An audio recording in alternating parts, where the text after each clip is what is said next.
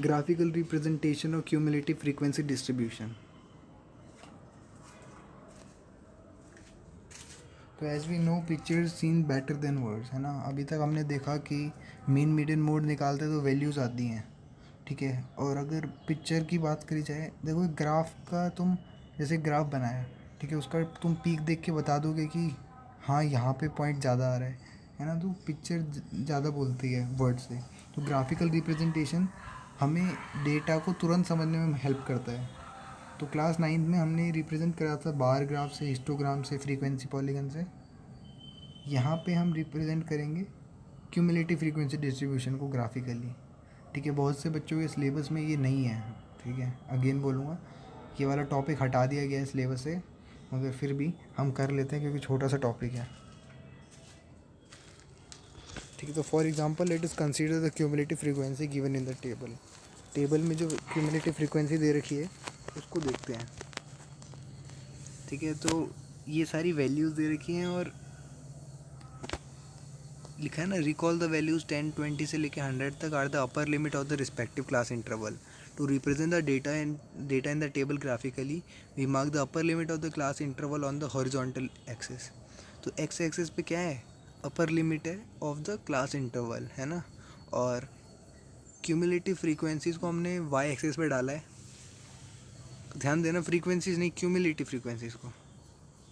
जाहिर सी बात है, वो जो 60 होगा उसके नीचे 50, 40 ये सारे आ रहे होंगे, है ना। तो इसलिए, और choosing the conventional scale, the scale में नॉट द सेम, है ना। ऐसे भी हो सकता है कि एक में 10-20 का आंकड़ा हो, ऐसा तो चलता ही है। Let us now plot the point corresponding to the ordered pair of the given by upper limit corresponding cumulative frequency. तो 10, 5, 28 इन सब का हमने क्या करा, ग्राफिकली रिप्रेजेंट करा और उस लाइन को जॉइन कर दिया फ्री हैंड स्मूथ कर्व। तो यहाँ पे तुम्हें स्केल की ज़रूरत नहीं पड़ेगी, ध्यान देना, ठीक है। अपने हाथ, सिंपल हाथ से करना है, फ्री हैंड करना है। और द कर्व जो हमें मिलता है उसको हम कहते हैं क्यूमुलेटिव फ्रीक्वेंसी कर्व, यानी या फिर ओजाई या ओजी जो भी बोलते हैं उसको, है ना, of a less than type का मिलता है हमें ogive, cumulative frequency curve. Figure में भी देख सकते हो आप।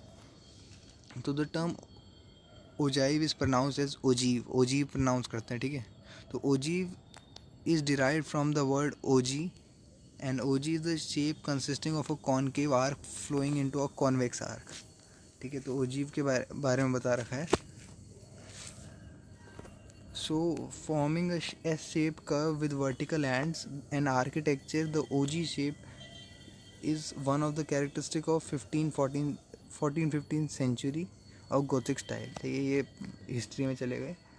Next, again we consider the cumulative frequency distribution given in table and draw its ogee of more than type. इस बार हम मोर देन टाइप का बना रहे हैं। लेस देन टाइप में ग्राफ जो था वो ऊपर की ओर जा रहा था, अब मोर देन टाइप में ग्राफ नीचे की ओर जाएगा,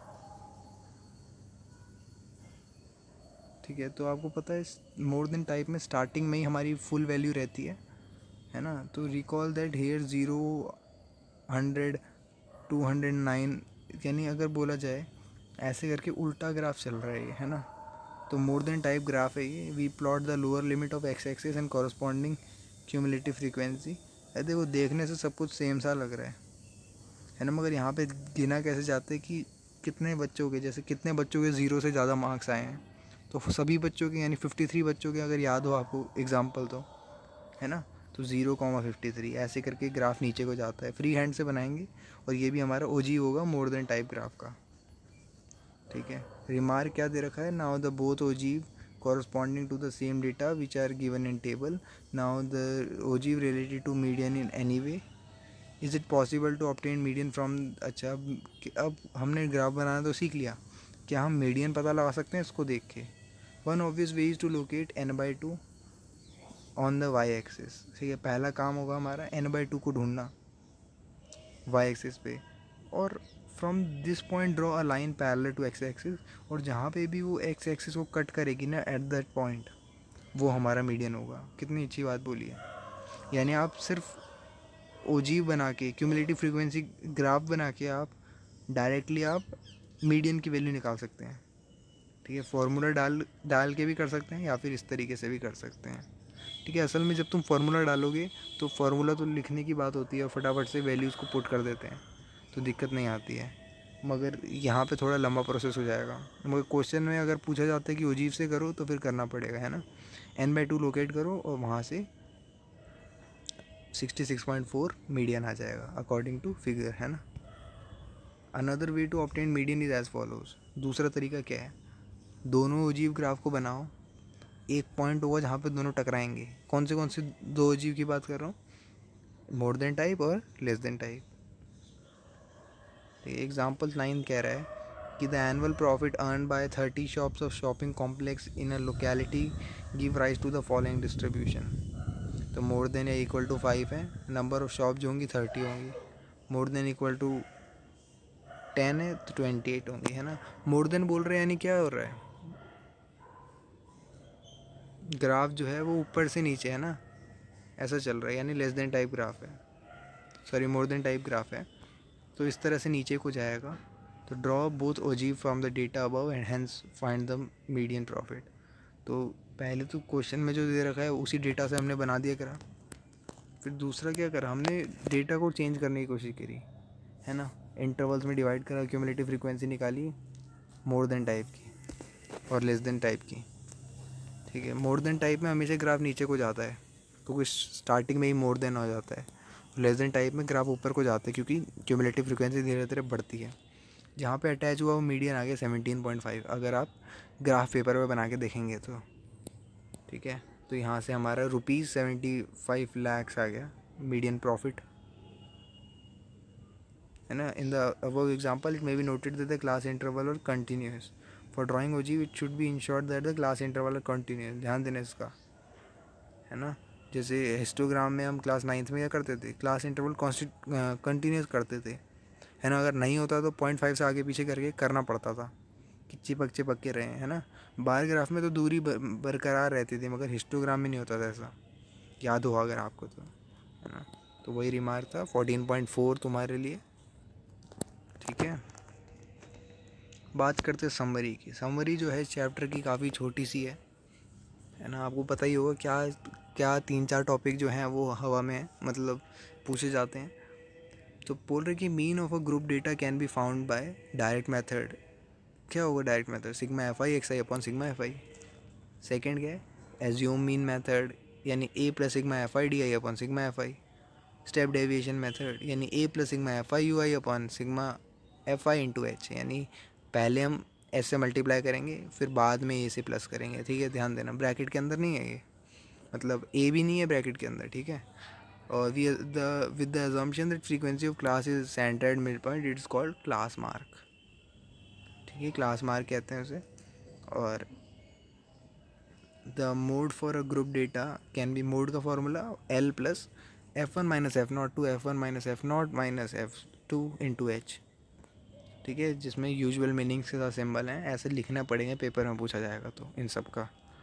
ठीक है, cumulative frequency of a class is the frequency obtained by adding frequency of all classes preceding the given class, है ना। क्यूमुलेटिव फ्रीक्वेंसी क्या होता है, बहुत बार बता चुका हूँ मैं, अभी पिछली वीडियो में बताया था, है ना, कि ऐड करते जाएंगे फ्रीक्वेंसीज़ को, फाइनली जो होगा टोटल फ्रीक्वेंसी लास्ट कॉलम में आ जाएगी, लास्ट रो में आ जाएगी क्यूमुलेटिव फ्रीक्वेंसी की। The median of the group data क्या होता है, median is equal to L plus N by two minus C F upon F into H, जहाँ पे सिंबल क्या है यूजुअल मीनिंग्स के साथ है। Representing a cumulative frequency distribution graphically as a cumulative frequency curve or ogive of the less than type and of the more than type, है ना। दो टाइप के हमने ओजाइव भी देख लिए, ओजीव भी देख लिए, है ना। The median of the group data can B obtain graphically, जहाँ पे एक्स कोऑर्डिनेट लाई करेगा हमारा इंटरसेक्शन ऑफ बोथ द ओजाइव्स, पूछा जा सकता है अगर ये सिलेबस में होगा तो। ठीक है, तो मीडियन कैसे पता चलता है, जब लेस देन टाइप और मोर देन टाइप बोथ को सेम उस पर बनाया जाए, प्लेन पे बनाया जाए, तो the point of intersection, the x coordinate of the point of intersection is called the median of the data. ठीक है, नोट टू द रीडर क्या है, for calculating mode median of the group data it should B ensure that class interval continuous. ठीक है, ध्यान देना continuous होनी चाहिए। Same condition also apply for construction of ogive, ogive के टाइम पे भी कंस्ट्रक्शन पे ध्यान देना। The scale may not be same in both axes, ऐसा हो सकता है कि स्केल सेम ना हो मगर कॉन्टीन्यूस डेटा होना चाहिए, यानी अगर 10-20 हो रहा है तो 20-30 होना चाहिए। ऐसे नहीं होना चाहिए कि 10-19 फिर 21-30, ऐसे मतलब ऐसे करके कुछ। ठीक है, फिर हम क्या करते हैं 19.5 खिसकाते हैं उसको, है ना। मतलब 10 जैसे बोलते हैं ये क्या आ गया, छोड़ो। जैसे अगर आपको क्लास 9 का थोड़ा सा रिवाइज़ करवा दूँ, जैसे मैं बोलता हूँ कि 11 से लेके 19, फिर 20 से लेके कितना 29, ऐसा है ना। तो देखो यहाँ पे क्या हुआ, 19 और 20 अलग अलग हो गए, यानी कॉन्टीन्यूस नहीं है। तो हम क्या करेंगे 19.5 कर देंगे और पीछे 20 को पीछे खिसका देंगे, यानी 20 क्या कर देंगे ना, उसको भी 19.5 कर देंगे, तो कॉन्टीन्यूस कर देंगे। ऐसा हर जगह करेंगे। ठीक है, ये तो था हमारा 9th में जो हमने पढ़ा था। फ़िलहाल ये चैप्टर हमारी तरफ से ख़त्म हो गया है, एक्सक्लूडिंग द एक्सरसाइजेस, है ना, वो हम देखेंगे। आपको मैंने टाइम भी दे रखा है, एक्सरसाइज ट्राई करना। ठीक है, तो नेक्स्ट क्लास में हम एक्सरसाइज के क्वेश्चन आंसर देखेंगे। मैं जनरली रिवाइज ऐसे ही बताऊंगा हवा में, क्योंकि यहाँ पे सॉल्व करके तो दिखाएंगे नहीं, है ना, तो जल्दी हो जाएगा। और रिवाइज करने के लिए या फिर क्वेश्चन समझने के लिए जुड़े रहें। चलिए।